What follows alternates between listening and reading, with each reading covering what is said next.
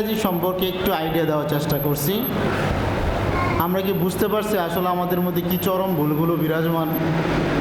এই ভুলগুলো আমরা বাচ্চারা শিখাইলে পরিণতি কী হতে পারে?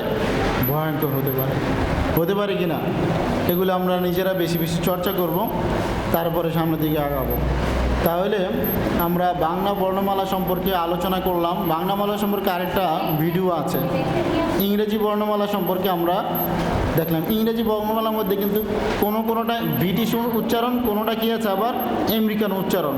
যেমন আরটা কিন্তু আমেরিকারা আর ব্যবহারই করে, কিন্তু ব্রিটিশটা কী ব্যবহার করে? ব্রিটিশটা কী ব্যবহার করে? আবার আমেরিকানরা কী ব্যবহার করে? আর। কম্পিউটার, কিন্তু ব্রিটিশরা কী বলে? কম্পিউটা, আবার টিতে আবার ঠি হয়ে যাবো, তা কম্পিউটা। আর আমেরিকানরা কী ব্যবহার করে? কম্পিউটার। যাই হোক, তো কেন ব্রিটিশটা আমরা কেন গুরুত্ব দিচ্ছি, বা ব্রিটিশটা কেন শিক্ষা প্রতিষ্ঠান গুরুত্ব দিচ্ছে?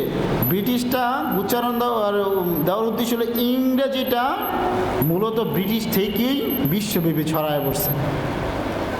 ইংরেজিটা ছড়াইছে কোথায় থেকে? ব্রিটিশ থেকে। আমাদের বাংলাদেশ সহ এশিয়া মহাদেশ ব্রিটিশটা কী করছে? নিয়ন্ত্রণ করছে না? তো ব্রিটিশ থেকেই মূলত ইংরেজি কী হয়েছে? ছড়ায় পড়ছে। এই কারণেই মূলত যেহেতু ওই জায়গা থেকে ছড়াইছে, এখন আধুনিক যারা আছে তারা চাচ্ছে সেই মূল জায়গায় ফেরত যেতে। এই জন্যই আমেরিকান স্টাইলের পরিবর্তে বর্তমানে ব্রিটিশ উচ্চারণটাকে, ব্রিটিশ স্টাইলটাকেই মানুষ বেশি পছন্দ করে গ্রহণ করছে। ক্লিয়ার? তাহলে ইংরেজি লেটার সম্পর্কে আমরা মোটামুটি বেসিক একটা আইডিয়া পাইলাম। ঠিক আছে কি না? বাকিটা আমরা শিখে নিব। চায়ের কী হয়েছে?